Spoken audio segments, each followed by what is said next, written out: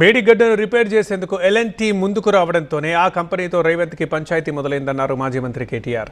Metro దగ్గర ఉన్న 280 ఎకరాలపై రేవంత్ కన్నుబడిందని ఆరోపించారు.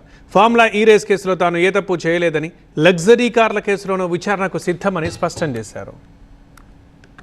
తెలంగాణ రైజింగ్ అని మరి అంత రైజింగ్ అంటే ఎందుకు పారిపోయే పరిస్థితి వచ్చింది ఎల్ఎన్టీ చెప్పాలని చెప్పి నేను ముఖ్యమంత్రిని కోరుతున్నాను.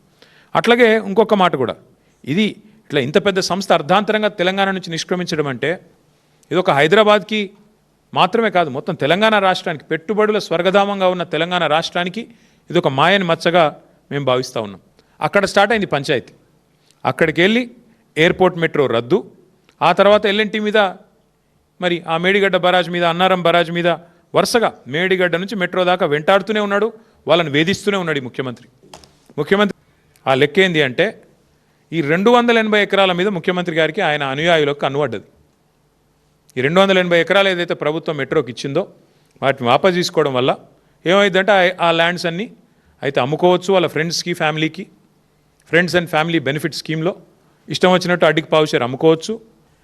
ఇట్లాంటి కీలకమైన నిర్ణయం తీసుకున్నప్పుడు ఏ ప్రభుత్వం అయినా 15,000 కోట్ల భారం మోయాలి అంటే ఒక క్యాబినెట్ సబ్ కమిటీ వేస్తారు, కొంత చర్చిస్తారు, అధికారులతో, స్టేక్ హోల్డర్స్తో అందరిని పిలిచి మాట్లాడతారు, అర్థం చేసుకుంటారు, తర్వాత క్యాబినెట్ తీసుకుపోతారు, క్యాబినెట్లో చర్చ పెడతారు, అధికారుల కమిటీలు వేస్తారు. ఇదేం లేదు, చెట్ మంగ్ని ఫట్షాది. తప్పకుండా ఈ విషయంలో కేంద్ర ప్రభుత్వం కూడా స్పందించాలి. కేంద్ర మంత్రివర్గంలో ఉన్న 2 మంత్రులు కూడా ఇక్కడ ఉన్నవాళ్ళు స్పందించాలి. ఎందుకంటే ఇది ప్రజాస్వామ్యం.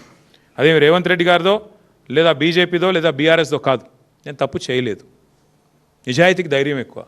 సరే, దానికి కొంతమంది అహంకారం అనొచ్చు కాక, కానీ నేనేమంటానంటే అల్టిమేట్గా నేను తప్పు చేయలేదు కాబట్టి నాకు ఆ ధైర్యం ఉంది. కానీ ఇది అప్రస్తుతం, అనవసర విషయం. అరెస్ట్ చేసుకుంటారా, ఏం చేసుకుంటారో వదిలేయండి, నాది పెద్ద ఇష్యూ కాదు. నన్ను అరెస్ట్ చేస్తే ఆయన కొంత పైశాచిక ఆనందం వస్తుంది కావచ్చు, అది కూడా ఓకే. కానీ మేము వదిలిపెట్టాం కాంగ్రెస్ పార్టీని. 4,000 రూపాయలు ముసలోళ్ళకి ఎప్పుడు ఇస్తావు?